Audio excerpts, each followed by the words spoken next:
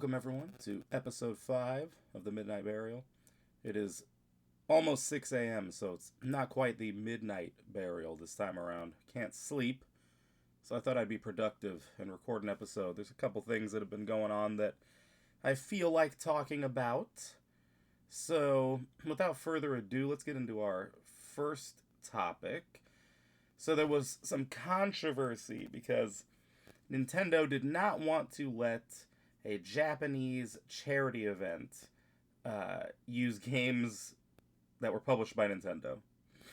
So, looking at an article here from GamesIndustry.biz, so Speed Running Charity Event RTA in Japan has confirmed Nintendo issued a direct notice banning it from using titles owned by the publisher. In an announcement published yesterday, which was probably like a week ago, the non-profit organization said Nintendo warned that as a legal entity, RTA in Japan would have to ask for permission in advance to feature its games. It added that previous use of its titles were unauthorized. So this, of course, has gotten talking heads all upset on social media. Why would Nintendo do this? I'll tell you exactly why Nintendo will do this. And I'm going to tell you why they've done things like this in the past. It pisses people off to no end when it feels like Nintendo doesn't want to play ball. And I get it, it can be annoying. But here's why Nintendo does it. And I am like 100% convinced it's the reason. Cast your memory back 5 years. EVO 2020 is canceled. Okay? However, there was a string of accusations of sexual misconduct levied against multiple people involved with EVO. So, forgive me, I'm going to be coughing a little bit through this, I guess. We had one particular player, actually a couple of them here, from the Smash Bros. Community. Smash Bros. Commentator Duran D1 Maingret, or something like that, has been accused of rape by community member Caitlin KT Duminate Rediker. She claims that after becoming very drunk at a party at Smash the Record 2016, Maingret took her to his hotel room where he assaulted her, and that she did not consent to sleep with him. D1 issued Rediker an apology and claims that he has no recollection of the events and asked his fans to please understand this is not who he is. I am reading from the article Nintendo Joe published at the time. And then another one, pro Smash player Jason Anti-Bates has been accused of sexual assault by an anonymous woman. Former pro player Gonzalo Zero Barrios has apologized for sending sexually suggestive messages to minors, including following accusations from multiple women. On and on and on and on and on. And what game did I mention in that? Well, I mentioned Smash Bros., one of Nintendo's most incredibly valuable IPs. Now, Nintendo doesn't run EVO, do they? Nintendo is, it's just their games being featured. But here's the problem. The second you become attached, even if you don't mean or want to be, those same people crying that Nintendo is taking the games away from RTA are the same people who will cry and say when accusations like that happen, why did Nintendo allow that to occur? Why didn't Nintendo vet these people more? Or do this, or do that? And on and on and on and on and on and on and on. Yeah, if I'm Nintendo, I'm going to have the same attitude. I'm going to say, yeah, fuck that. I'm not going to, as a company, sit there and just say, yeah, whoever wants to just use our games, use our IPs, you go, you do you, off you go. Because this is the end result. If you are not on top of this stuff yourself, vetting, going through, seeing who's involved, determining if they're an acceptable person to have as part of the venue, as part of the event, it's just the Wild West. Now, this is going back to 2020, right? And some of these incidents date prior to that. But what I'm driving at here is that if anything has been learned in the past decade, it's that there's a lot of oddballs out there who have attached themselves to things like gaming and anime and so on. Now, that doesn't mean everyone who's into these things is a weirdo or behaves inappropriately. I'm just saying, unfortunately, it has drawn a lot of people who are. And because that's the case, what's happening is you are seeing these sorts of incidents. Because the weirdo has ingratiated themselves into these communities. And as a result, if you're Nintendo, you're like, well, we can't just willy-nilly, you're RTA, you're a fundraiser, whatever, you're doing the God's work here with the money you're raising. It doesn't change the fact that what you are doing will reflect on the company, whether we want it to or not. Use a Yakuza analogy here. When Kiryu, at the beginning of Yakuza 0, is accused of murder, the logic of the Dojima clan is just, look, man, we get it. You know, you're saying you won't be a Yakuza anymore. You're telling us to oust you from the family. Ultimately, it does not matter. You are still connected to your mentor, Kazuma, and that means your behavior reflects on him. Period. End of story. Yeah, you were falsely accused, on and on. It just doesn't change it. You're connected. Fair or unfair. And I think some of that mentality comes into play here with Nintendo. Where Nintendo's just like, we are going to vet everything that is connected to us that has to do with us. And if it doesn't pass the sniff test, it ain't happening. And I don't blame them one bit. I mean, unfortunately, this is the state of things like the anime community, the gaming community, the comic book community. A lot of infiltration from weirdos who have weaseled their way in because there is zero standards in many cases. It's just, oh, you showed up and you can breathe. Okay, you get to be part of the group. But that presents problems. It presents challenges for a company that in particular, at least seems to be trying to maintain this, notion of it's a family brand. Well, you have a family brand, you can't have some Smash Bros. Player who's sending inappropriate text messages to people. Because right there, in that sentence, what's the description of him? Smash Bros. Player. And so then people start thinking, oh, this isn't safe. Smash Bros. Who's this weirdo? He sends messages? Well, we don't want that. All allegedly, by the way. I don't know what ultimately ended up happening with all of these people and if they were found innocent, if it even went to trial. I don't know. I'm just saying, based on the accusations at the time, that is the perception. And Nintendo wants nothing to do with it. And so, again, if you're upset because RTA doesn't get to use these Nintendo games, it's like, yeah, again, I get it. I do think it sucks, but I 100% also get why Nintendo is saying no thank you. This, it got me thinking about this other thing that's going on involving Roblox. Now, I'll admit, sometimes I feel like an old man. I remember the first time I played Fortnite.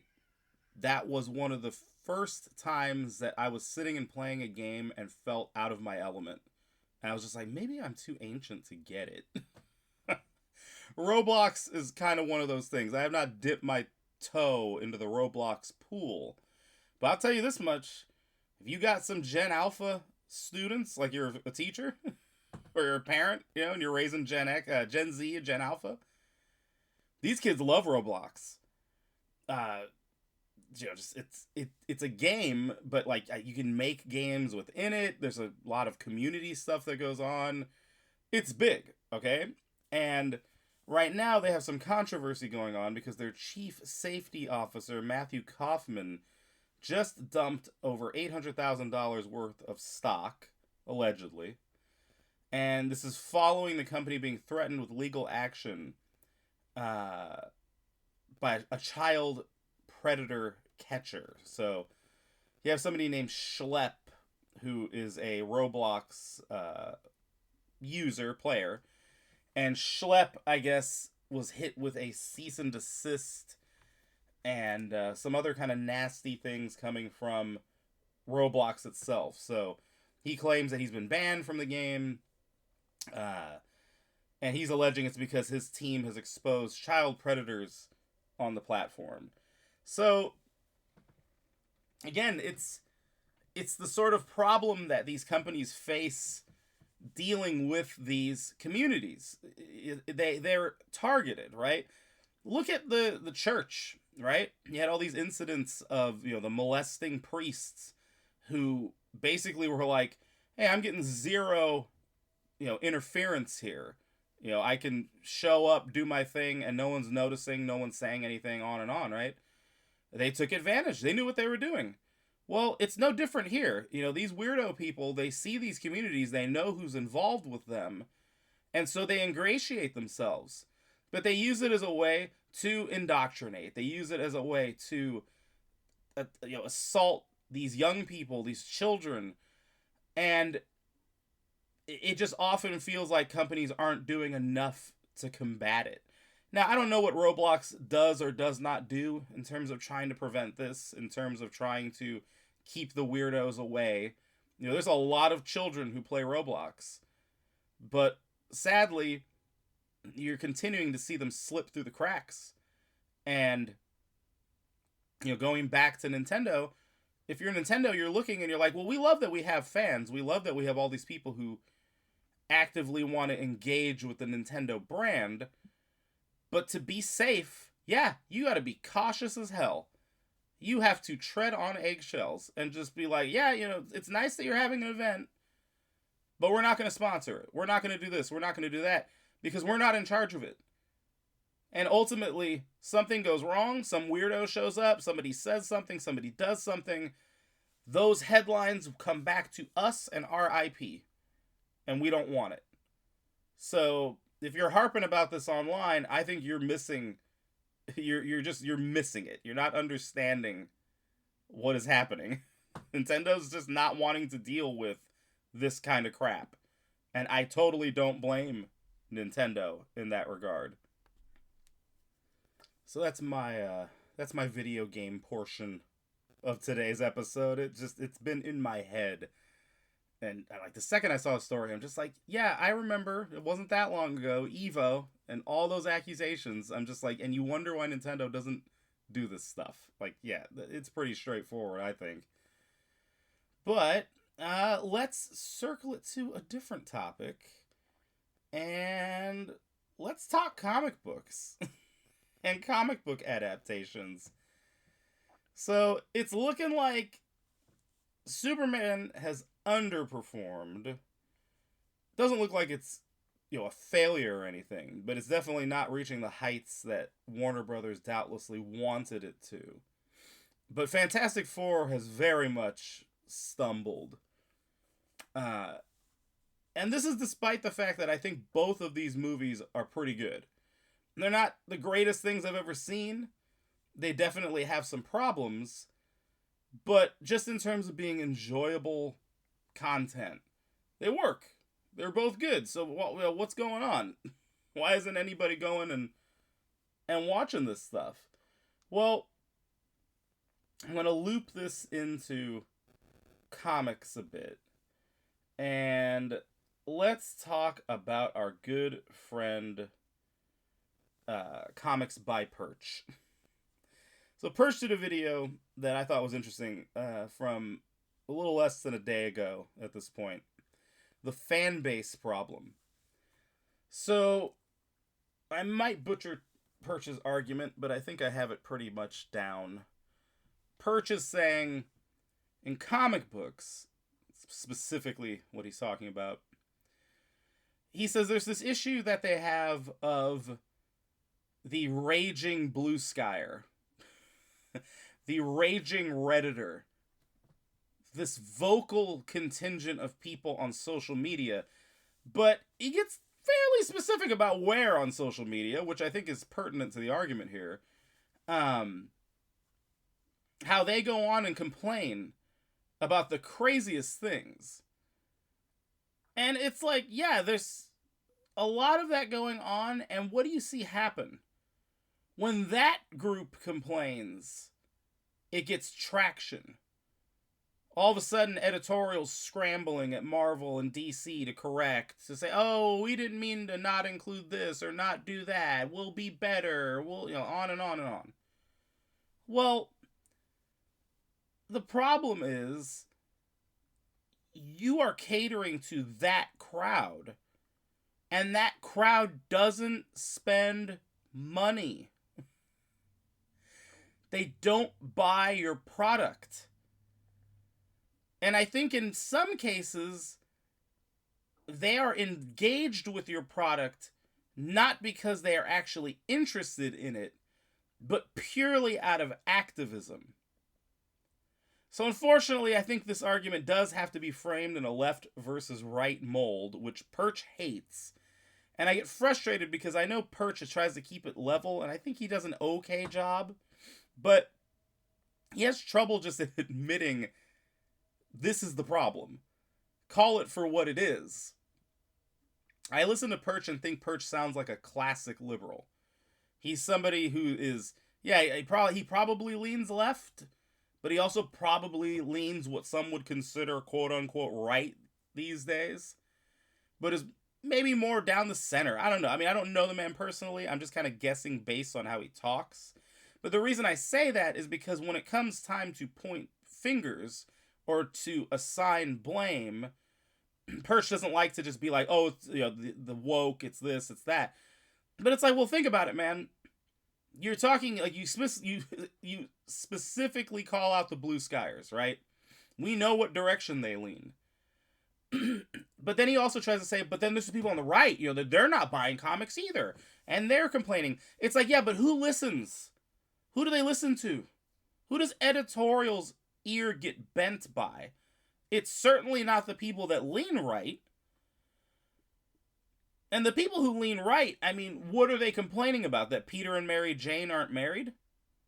Is that a right-wing thing now? Is that I don't like that you screwed up Spider-Man for the past almost 20 years?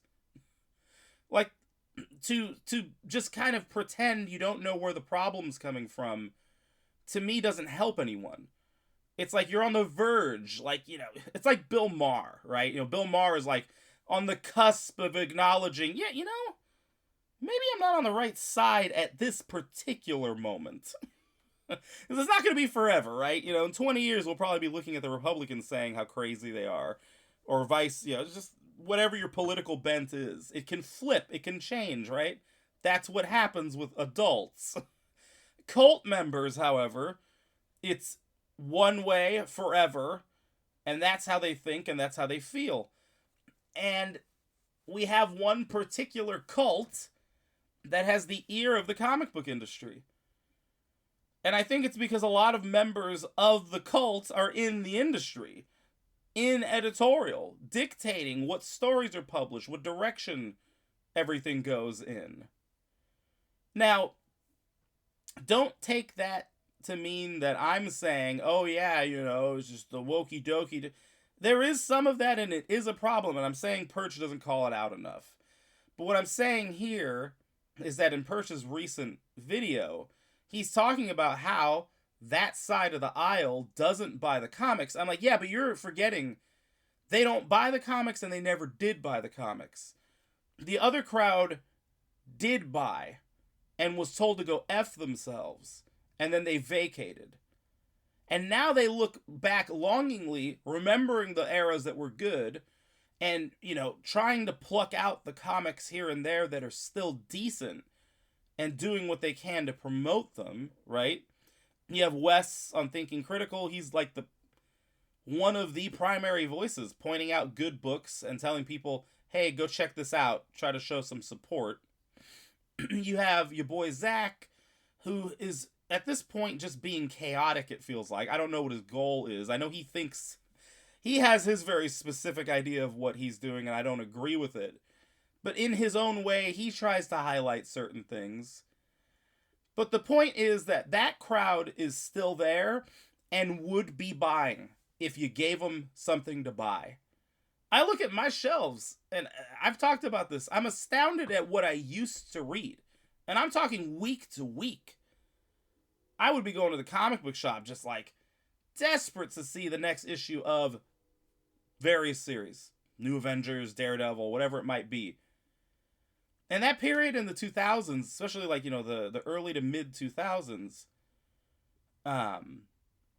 there was so much good stuff that I was like, it got me into DC. I was reading DC Comics, catching up with characters I didn't really know anything about because it was just such an incredible period.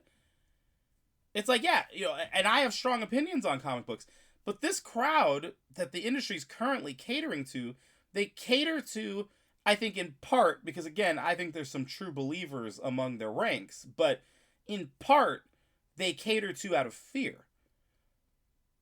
Oh, we don't want to be called ists and phobes on social media. So we bend the knee, but only in one direction. But it's like, yeah, and it's not translating to sales, and it's never going to translate to sales. Because even if you make that crowd happy, they're not actually into it. They're into it as a talking point. They're into it in terms of, oh, I can go on to Reddit and say how geeky I am because it's popular to be geeky and nerdy, and I'm an X-Men fan, and I have opinions about but I don't actually buy the book. I never bought the book. And if I'm reading the book in any capacity, it's on, like, Russian and Chinese pirate sites where I get everything for free. So, what are we doing here, Marvel? What are we doing here, DC? Why are you catering to them? I have my theories. Like, again, I think that there's true believers in the ranks of the editorial staffs. So I think that when they're bending the knee because that's their objective anyway, is, well, we're also the blue skiers. So we want our fellow compatriots happy. So we will do all sorts of ridiculous things in the comics that don't fit with character histories and so on, because it fits with the activism that we're pushing. And I do think, I honestly would not be surprised to hear that our entertainment companies, including things like comics, receive orders from on high in terms of what content is supposed to be in the books. What is the messaging you're supposed to be pushing? What are you supposed to be getting people to think and see and feel? But the problem is, you still have to have people buy it.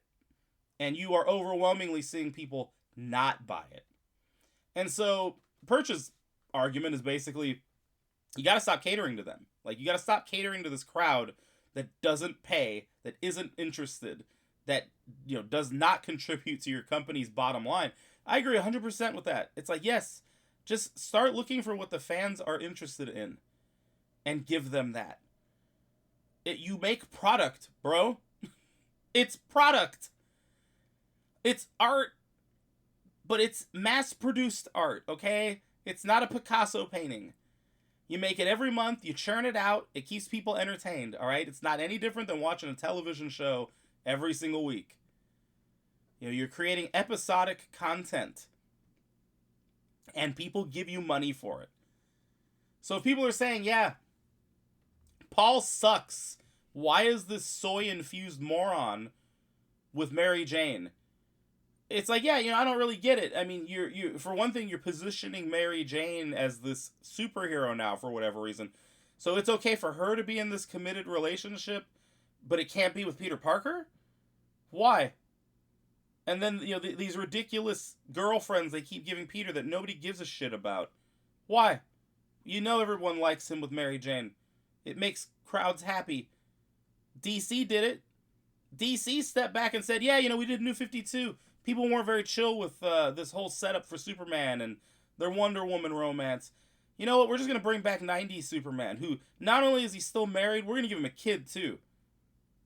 Did anyone stop reading Superman, complain? No, everyone was pretty happy, actually. Ultimate Spider-Man, I believe, at least at certain points, was outselling ASM, or was at least equal to it. because people were just thrilled at the idea of like, oh, thank God, just, normal Peter Parker and Mary Jane back. Thank you. I've said myself, I couldn't care less about the kids. You can give me Peter and MJ without the babies. That's fine. But regardless, so I'm looping this back. So we're talking about the failures of Superman and Fantastic Four, the underperformance of Superman, and the major underperformance of Fantastic Four. It's trending to either make less than 500 million or maybe a little bit over.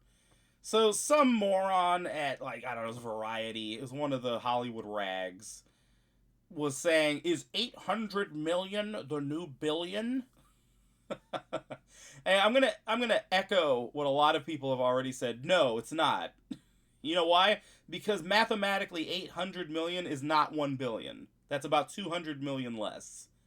Like, you don't get to just make shit up to cover for the failures of these projects. The interest is waning. And I think the interest is waning because it's similar. It's the activism encroaching upon the product, weakening the product. And in the case of Marvel and DC, but especially Marvel, you have churned out so much junk, so focused on the activism made by people who are incompetent, that even when a decent movie like Fantastic Four comes along, you're going to have a hell of a time getting people to tune in. Now, some low IQ YouTuber is going to, claim the stupidest things, like, people's viewing habits have changed since COVID. Yeah. And then they go and watch Spider-Man No Way Home to the tune of 1.9 billion. So which is it? Nobody wants to go to the theater, or is it like, yeah, I'll go to the theater if you don't give me garbage? And that's not even, I like No Way Home. It wasn't my favorite Spider-Man movie ever, but it was good. But it's like, what are we missing here? Why these imbeciles who go on and they're carrying water for these companies, they are doing it because it's to own the chuds. You've all heard that phrase. All three of you listening. You've heard this phrase before. Own the chuds. Oh, we don't want these far right dirt. That's what it boils down to. Is wanting to deny, because you cannot allow that viewpoint to gain traction. I'm going to throw it back to games here. Jason Schreier, right? Mr. Bloomberg or whatever. Good writer. He's written, I think, 3 books now. I enjoy his writing. I think his reporting can be very insightful. But he had a back and forth. God, was it the Dragon Age dev? I just remember that he was trying to insist that DEI was never mentioned when he was talking to the staff at one of these developers. As, a concern that they had, or that it was something that fans were saying things about. Said, never even mentioned. I talked to like 24 people. And I'm like, okay, let's think about this for a minute. Is it being mentioned? Absolutely it's being mentioned.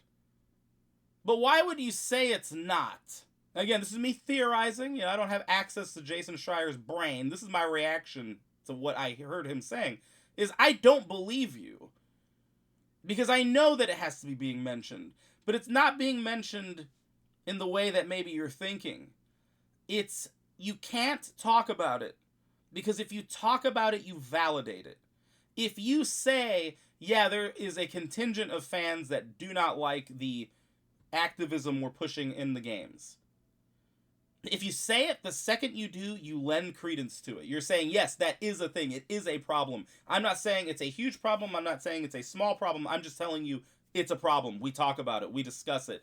We deal with social media people who are saying our game is the result of DEI, and it's this, and it's that. For better or worse, right? God, I feel bad. I'm trying to make sure I have things in front of me when I talk instead of just guessing. It's the platformer that came out. It was a Metroidvania with African mythology kind of stuff going on. I think it was Zao. I reviewed that game for Nintendo Joe. I thought it was fine. I gave it a C. It was lacking in gameplay areas. But overall, I thought was a decent enough adventure. But it was immediately attacked online because it had connections to Sweet Baby Inc., which is the hyper woke, left leaning consulting agency that has oddly been positioned in a pretty prime placement, which is its own discussion. But regardless, that game from the outset had people. It's DEI. It's DEI. So it's like, don't tell me that studios aren't discussing this. They absolutely are. Even if they're internally just saying it's bullshit and they don't like it. It's discussed. It's a thing. But a good soldier like a Jason Schreier type will step in and run interference because that's his team. He knows if I come out and say, yeah, they talk about it and it seems to be impacting bottom lines, it seems to be doing this and that, it gives the chuds a victory because they know they're talking about it, they know it's having an impact. And so as the good soldier, you do everything you can to try to prevent that. So, going back to the movies, I mean, what do you just keep hearing? Oh, it's everything but that. It's everything but activism's ruining the product. It's, people are tired of superheroes. That's what it is. Nobody likes superheroes anymore. It's like, no, they will show up for superheroes. When Spider-Man Brand New Day comes out, that movie will probably make like $2 billion. You've allegedly got Punisher, Angry Hulk, and Spider-Man all on screen. I think like one other character. It's like, yeah, people are going to tune into that, assuming you don't F it up. It's probably money in the bank. But when you show up with like an Ironheart, with horrible messaging that is politically motivated, very, very activist tinged. And see, again, what happens when you say that? There's this perception. Oh, it's because there's a black female lead. It's like, no, that's not the problem. That's not the problem at all. There are video essays on what the problem with Riri is. She is portrayed as a pretty awful person. And there's like substance to back making that claim. And the result, like that end result of her being unlikable comes all the way back down to activism. Because you hire one viewpoint to write these stories now. And worse, you're hiring people who aren't even very good at what they do. So it makes it even more of a subpar product that people don't want to engage with. But with like Fantastic Four, I mentioned some of these things in my review, which you can find on Bits and Bytes.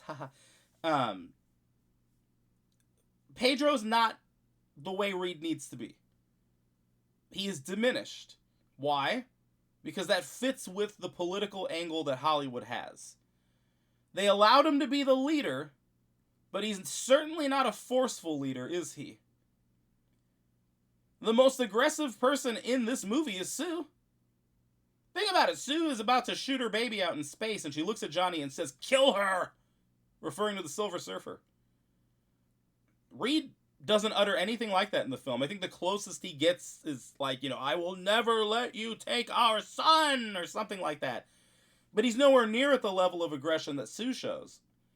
That's by design. It's not an accident, okay? Everything is sanitized. Everything is molded to create a very, very specific worldview that you're supposed to have. If there's a male leader, he cannot be too domineering. But yet, that's what Reed would be. Reed would be that take charge type. And it doesn't diminish Sue. It doesn't diminish anyone. It's just he's the leader. He's incredibly smart.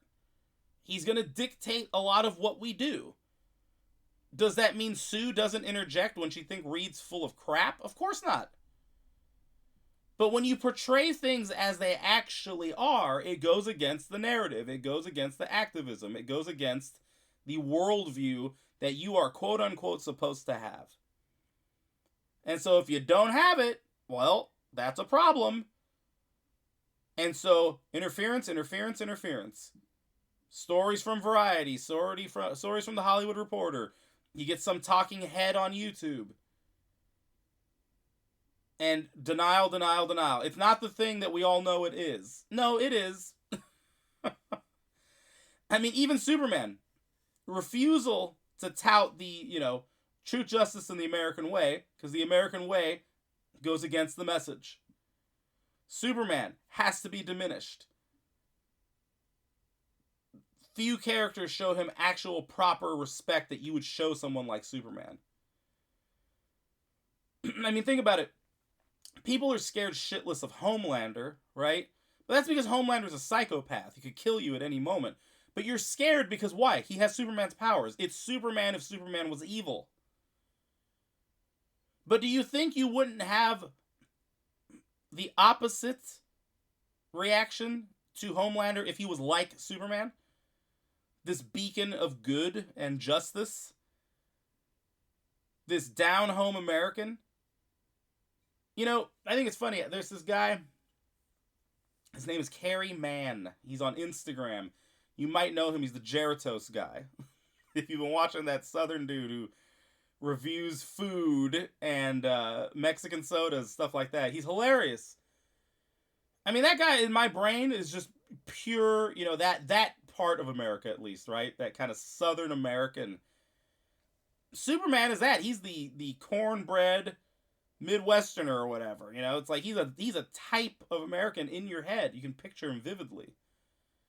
And the movie doesn't want to totally give you that because it goes against the message. So when you don't lean into these things, diminishing returns. Superman might have done better if Superman had been more in charge, respected, shown being heroic without getting his ass kicked so much. These things all might have contributed to a better response. Because remember, I'm not saying the movie's a failure. Not at all. I'm not saying it's bad. I'm saying it had these flaws, and these flaws come from the mentality of the activist that is in charge of making the films. Fantastic Four, it's held back by its own little bits of activism, but I think also that buildup of just garbage. Here goes a couple good things. Guardians 3. Well, some people like Thunderbolts, right? But not many people went to go see Thunderbolts. It's almost like the comic itself. Although, I don't know, the first year of Thunderbolts probably was selling pretty dang good, but I remember when Thunderbolts was out, I was an avid reader, but it quickly became a niche thing. Marvel's like, yeah, that's going to revive the brand. Is it? Especially, it's not even like the comic, you have your half-assed version of Suicide Squad. I don't know. So, and the awful TV projects, and you expect Fantastic Four to just, it's mouthwash? I mean, everyone has gargled this Fantastic Four mouthwash, spat it out, and been like, I forgot what it was like to have minty fresh breath after seeing a Marvel movie. I've seen the film 3 times. I saw Fantastic Four 3 times in the cinemas. I saw it once to review it. I saw it once with my aunt, just to take her to the movies. And then when I told my sister and brother-in-law, hey, I think it's pretty good, they wanted to see it. So 3 times I went to go see that film. It doesn't hurt that Vanessa Kirby is stunningly beautiful. But I'm at a loss in terms of what I'm seeing, but only in that it's frustrating, because I believe I get it. I believe that when I look at what's happening, I'm like, this is all very much by design. They're bankrolled by powerful people who want certain messages on screen, in games, on the printed page. And that means you hammer the message. You hammer it. You never relent. You pretend there is no problem. You pretend that the complaints everyone is mentioning are not a thing. Because people have to understand that this is how it is now. This is it. If you're going to get Fantastic Four, it will be this. It will be Fantastic Four with some way, form, shape, component of the message, of the activism. We'll give you Superman kind of close, but we will still change, alter, edit to appease the message, the activism. And yes, it frankly leans one direction. It leans left. But as I pointed out, that particular crowd, it's more of a source of identity online to say I like those things and then harp about them and say, oh, you don't have enough of whatever activist message is being pushed at the moment. But ultimately, it doesn't even matter because why? Like I said, that crowd isn't your customer. They're not customers. They don't buy. They pirate. And that's if they even actually pirate.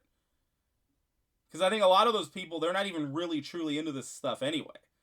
It's just purely, I'm here to own the chuds.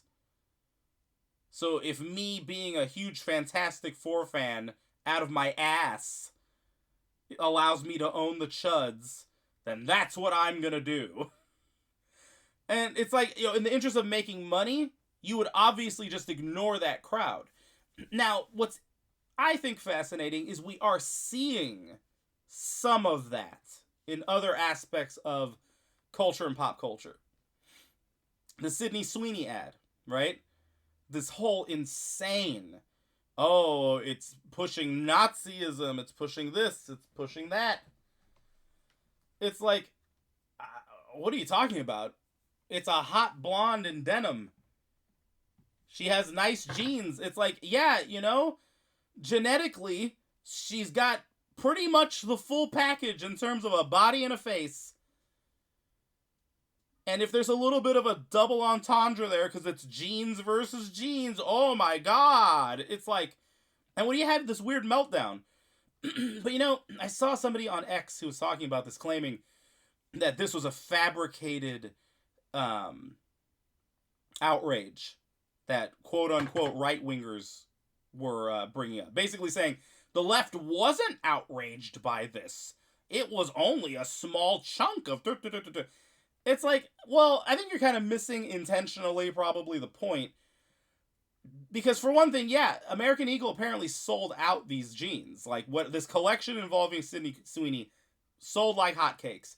Has had an overwhelmingly positive reception. But where didn't it have the positive reception? Well, Blue Sky, Reddit, TikTok. And you can say it wasn't a lot, but here's the thing. You don't need to have a lot in terms of, well, as long as you got an MSNBC article or a Washington Post article coming out saying, is this Nazism? If you have a prominent TikToker, or you compel someone's TikTok to get, 10 billion views or something, where some weirdo in their car is shrieking about Sydney Sweeney being the next Adolf Hitler, yeah, that is actually a bit of outrage right there, my friend. It's just not reflective of the overwhelming no one gave a shit.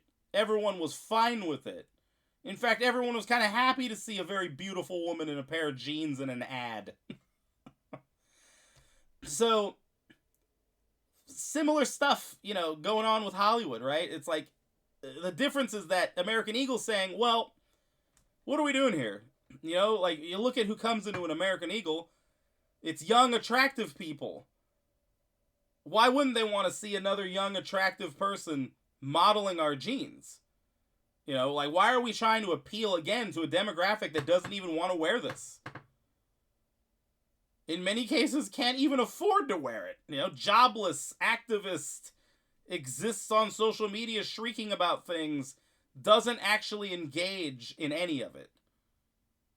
You think any of those shrieking heads on TikTok ever walked into an American Eagle? I don't think so. I think that people who identify with the Sydney Sweeney are the people who go into an American Eagle. And that they, in turn, were like, oh, cool, look at these new jeans. Look at Sydney Sweeney. I'm going to go buy. And they did. And American Eagle was like, yeah, we don't give a shit. Hey, by the way, here's Sydney Sweeney on the Dome in Las Vegas. Have fun. But Hollywood's not there. Hollywood is one of the biggest mechanisms for social engineering, basically, that exists. So American Eagle might get away with doing an ad like that, or Carl's Jr. having a hot blonde during the Super Bowl again. Oh my god, the world ended. But Hollywood itself, it's a mix, right? It's a valuable tool as a mouthpiece for powerful people. But it's also been inundated with the activist crowd, just like you've seen in various other entertainment industries, where they have propagated within, taken positions of power within, and they continue to propagate the message, the activism, and so on. This is why, if you look at comic books, going back to comics and that talk that Perch was giving recently, I think someone had asked him in another episode on his channel something like, what would you do to fix Marvel and DC? And he said exactly what I had been thinking, which is, yeah, you gut editorial. You just completely dismantle everybody who's there. Doesn't matter who it is. Tom Brevoort, everybody. Jordan White, all the underlings, out. I do it at every company. If I was IDW, all those people would be out. Heather Antos, gone.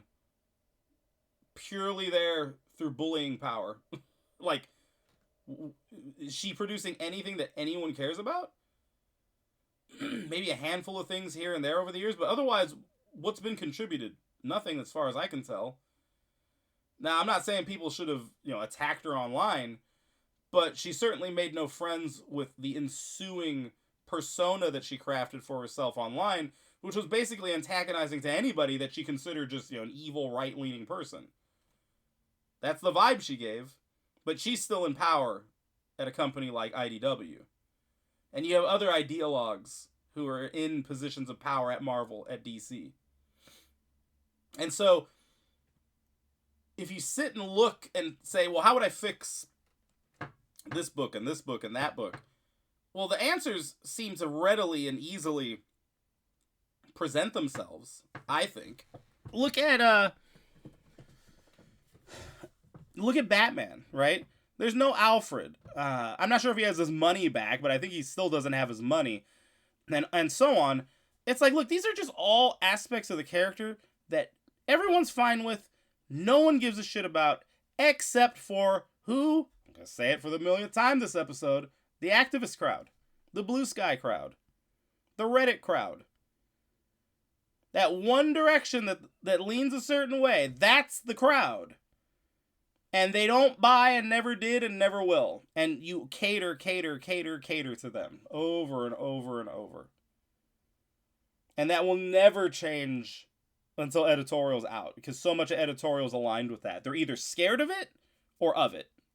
It's one or the other. And you're just going to continue to have mediocre content as a result. But I don't know. I think the tide is turning a bit. I do hear a lot more positive talk about different comics, different series. I try to give benefit of the doubt to some of these people that I listen to. Your boy Zach has frustrated me to no end for the past 6 months or however long it's been, where he's been on the anti-woke bandwagon. Whatever it is he's trying to do. Just, going on and on. I get so frustrated. I mean, I've talked about it before, where I'm sitting and listening. I'm like, dude, you sit and complain about mags all the time. And the reasons you complain about mags are the same reasons that people like Gary and Az are complaining. They get the same death threats you get. Right? It's same people trying to cancel them, try to cancel you. And you're mad because what? Because Gary didn't like Fantastic Four? You think he's just trying to rip people off by saying, I hate the FF? No. That's not what's happening. And, again, the audience isn't stupid. I listen to Gary and them complain about Fantastic Four, and I'm like, you're wrong. Sorry. I don't hate that movie the way you do. You're talking about how awful it is. They did this, they did that. It's yeah, is it annoying Silver Surfer? Isn't Norrin rad? Sure. But you could eventually change it if you wanted to. And the way she functioned within the movie was fine. Didn't care. She acted like she was supposed to as the Silver Surfer. They didn't pull a Samus on her, like in Other M, where she's complaining about, she's crying about the baby every 5 seconds and so on. It's no, we pretty much got Silver Surfer, just it was female. Was it dumb? Sure. But it didn't ruin anything for me. I was happy with the film. But you get people like Zach flipping out, and I'm just, oh my god, man. Like, I would like to do a dissection of some of the stuff. Like, I keep seeing what he says, and I want to write, like, a thoughtful email response to it. But it would take a while to write the message. Because of just to me, the hypocritical things that I see. And then also just, like, kind of the blatant, just like, how do you not understand, dude? Like, you go and review a comic, I swear to God, I don't think I've heard him give me a review where I ever even knew what happened in the comic. Like, when he talks about Hush 2, the times I've sat and listened to his reviews, I'm like, I have no idea what is happening in the story. Like, I don't even know what you're reacting to. I mean, you don't necessarily need to give spoilers, but, like, I have no real idea what's going on in terms of the story based on what you're telling me. Did I just go on a rant there? I completely sidetrack. I'm forgetting what I was talking about at that moment. But comics. They're near and dear to me, my friends, but they're not in a good state. And the superhero movies are suffering similar fate because everyone's just, again, pandering or pushing their activism, and it just ain't working. You have to find a different way to brainwash the public. Actually gets me concerned because it's like, well, man, this is what they're doing now. What are they going to do if it doesn't work out? What's next? Food for thought at 6:48 a.m. But that was a brief one. Just want to talk a little bit. However long I've been sitting here and chatting to all of you. So I thank you for tuning in. I guess maybe a couple points of interest before we go. You are hopefully aware there have been other things coming from me. I did video content, right? Like, you got that review of Fantastic Four and Superman. Over on Nintendo Joe, I did a review of Donkey Kong Bonanza.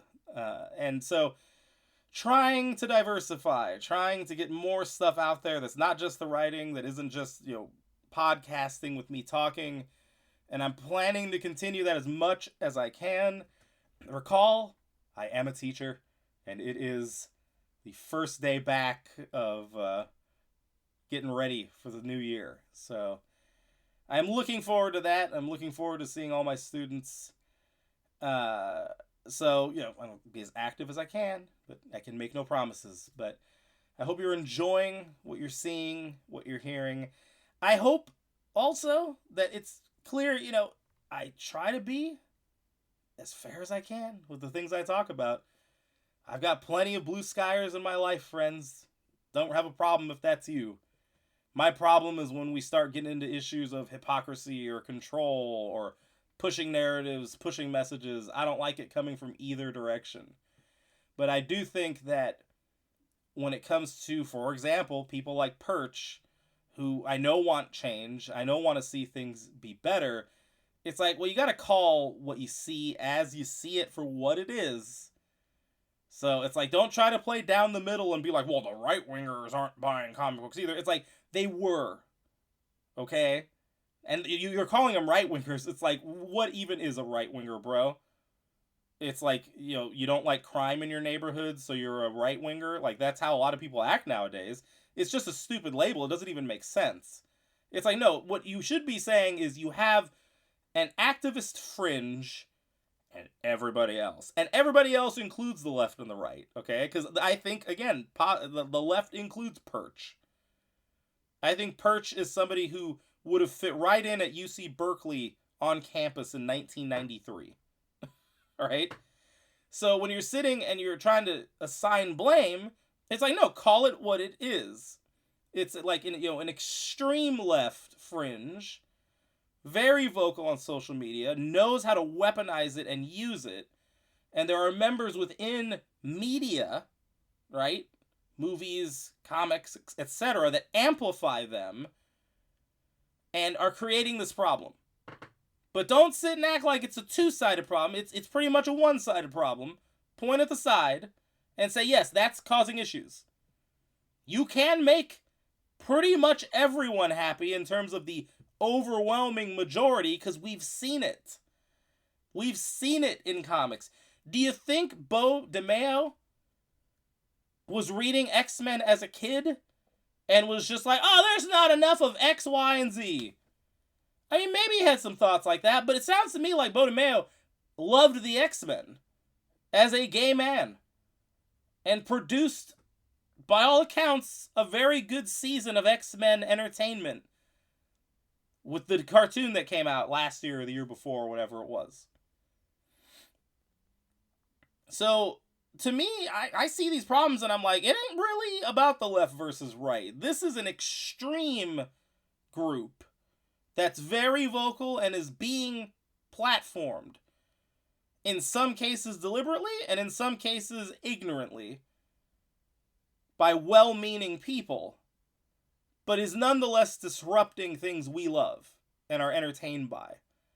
And we're arguing over silly nonsense that really isn't a problem in most cases. It's like, yeah, I don't need to have an X-Men character murder a store clerk because a plastic bag killed a sea turtle. That sucks. I feel for the sea turtle. I love animals, but like, why am I pretending this is acceptable X-Men content? Why is this character in any way being portrayed as sympathetic? This character is a maniac. You don't kill somebody that works at Quick Stop because a Quick Stop bag just happened to strangle a lobster. Like, you're psychotic if that's what you think and feel. And yet Marvel gives someone a comic to put that in? I don't care that it's a web comic. I don't care where it is. I care that you put Marvel branding with X-Men branding on it and you pass that off to the public and said, read this. This is totally fine. No, it's not. And we should be speaking out about it. We should be calling it for what it is. And voices like Perch and Zach that have the ears of a lot more people than I do, I think have a responsibility to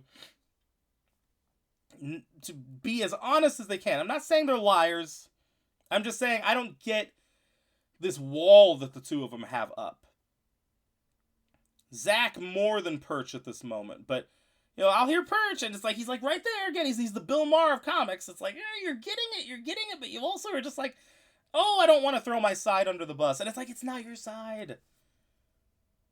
Those crazies on Blue Sky would kill you. They're not your friends. Those are the people that throw flaming Molotov cocktails into the windows of a Starbucks during a riot. That's not your friends. Your friends are the people who showed up at the peaceful protest at 12 o'clock in the afternoon and didn't burn anything. Those are your friends. But the other crowd that's nuts and violent and then goes on social media and claims to be a Star Trek fan, they're not there for Star Trek. They're there for other things, and they don't represent you. And when you try to say, it's both sides, no, you're not helping. You know, when you sit and complain about Mags, and you complain about Heather Antos, and like your entire internet life then leached into your real life because you pissed off the wrong people because you were talking about those two and others, but now you can't see how others are doing the same thing you were doing, except they do it for film and they do it for games? What are you doing? What are you not getting? You're mad because you went to go see Fantastic Four and you thought it was the greatest movie ever, and you're mad because Gary didn't like it? He just wants to not have fun! It's like, what are you talking about? You're sitting and criticizing the guys, these middle-aged men. It's like, yeah, you're a middle-aged man too, as far as I can tell, based on what you've said. And you're talking about the same, frankly, if you want to diminish it, you could argue childish content, juvenile content, whatever you want to say, just as emphatically as them. The only difference is that you want everyone to just, it's all great. So much of it's better than you think. No, it's not. I've been in the comic shops, my friend. They're going to publish Undead Iron Fist, and we're supposed to, what? Oh yeah, this is going to be great. After we've shit on Danny Rand for a few years because of politics. Now he has a Ghost Rider head. Isn't that cool? Oh my goodness. Oh well, I don't know. All three of you listening, I think you get where I'm coming from. I don't care what side of the aisle you're on. Just don't fuck with my content. Don't ruin my games. Don't ruin my stories. All right, folks. You know where to find us. I will catch you next time. It is 6:56 in the a.m. and I need to get ready to go to work. Catch you all later.